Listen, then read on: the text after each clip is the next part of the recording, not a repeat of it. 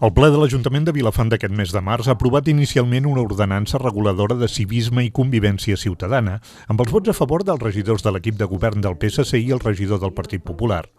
Esquerra i Convergència hi han votat en contra al·legant precipitació. Pretén cobrir els espais buits que tenim ara mateix i complementa les altres ordenances que tenim aprovades, com la de protecció d'animals, prostitució i altres. S'han recollit totes les millores suggerides pels grups municipals i ha aclarit els dubtes que podien sorgir. Ens adonem que no podem aprovar punts com ara el de l'article 25 que ens diu que queda prohibit rentar objectes i vehicles als espais públics, a les fonts, als rius i als estancs. Quins estancs o estanys tenim a Vilafant? Són petits detalls que hauríem de polir. Aquests detalls ens fan dir que no a l'aprovació d'un esborrany que cal acabar de madurar i definir ajustant-lo a la realitat del nostre municipi i dels seus veïns en aquest cas. La nostra proposta era d'intentar haver fet més conjuntament tot el tema de l'ordenança i la nostra proposta és, com que no hi ha hagut prou temps, de deixar aquest tema sobre la taula, valorar-ho i tornar-ho a sotmetre a votació més endavant. Jo votaré a favor perquè, primer de tot, agrair tota la feinada que ha fet el company regidor en el redactat i compilació de tots aquests articles. A més, agrair que bona part de tots els afegits o comentaris o aportacions que varen fer han estat aprovades. L'alcaldessa s'ha compromès a seguir treballant l'ordenança fins a l'aprovació definitiva.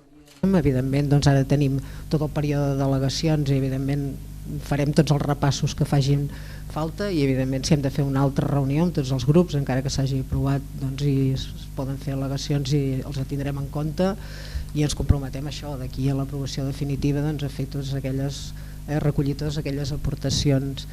En el ple s'ha aprovat també l'atorgament del nom de president Lluís Companys a un espai del municipi darrere de la llar d'infants Set Pometes. S'ha valorat l'oportunitat d'atorgar aquesta nomenclatura a la plaça o espai lliure configurat pels carrers Ter, Muga i Fluvià, situat al darrere de l'edifici on s'ubica la llar d'infants municipal Set Pometes. Els serveis tècnics municipals han informat favorablement de la proposta, tot acompanyant l'informe amb la documentació topogràfica corresponent. La proposta ha tingut 10 vots a favor i 2 abstencions. El regidor del Partit Popular ha abandonat el ple en el moment de la votació. Llavors, com que no estic obligat a sentir les possibles rèpliques per justificar un assassí i participar de la votació, ja que tampoc és necessari, i per respecte a les persones assassinades i els danys materials que va fer a Vilafant i a la comarca, m'absentaré durant la votació i prego que em facin quedar quan estigui el tema resolt. Gràcies. Comentava bé la gran bestiesa que pot ser dir que Companys assassina 8.400 persones i simplement fer notar que ens fa molta falta la memòria històrica i amb el que acabem de sentir em sembla que és l'exemple claríssim. En l'apartat de pregs i preguntes s'han tractat diferents temes i tots els grups polítics han expressat el seu suport a la campanya Prou barracons, volem un institut a Vilafant. Miri, jo crec que tots els que estem aquí, la direcció de l'institut i també la plataforma i tots els pares i mares i evidentment tot el municipi, el que volem és que quan abans millor es faci la construcció d'aquest institut. Vam estar a l'anterior mandat conscients de la situació econòmica de la Generalitat, amb el compromís de que el que faríem i el que lluitaríem i el que tiraríem endavant era el tema del batxiller i el cicle formatiu. Així es va fer i ho vam aconseguir, per tant aquest any ja tenim, i ara evidentment després de tenir el batxiller i el cicle formatiu el problema d'espai s'ha agreujat i això era un fet que era previsible i per tant des d'ensenyament ara no tindran cap més remei evidentment que fer l'institut.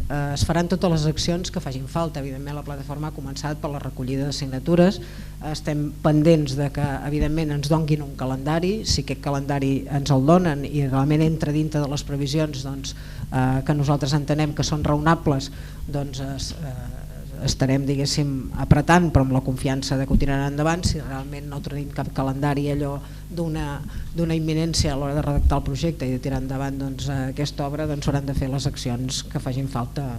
Si s'han de fer manifestacions potser ens hi posarem tots també, no hi ha cap problema, el tema és aconseguir-ho. En aquesta sessió també s'ha informat que el dia 21 de març s'incorporarà el nou cap de vigilants municipals. D'altra banda, l'Escola Sol i Vent obrirà el seu pati a les tardes des del 29 de març perquè pugui ser utilitzat per a jocs i esports per a la mainada. Finalment, el 9 d'abril es farà el lliurament de les mencions als esportistes locals destacats. Es demana la participació ciutadana per fer-ne les votacions.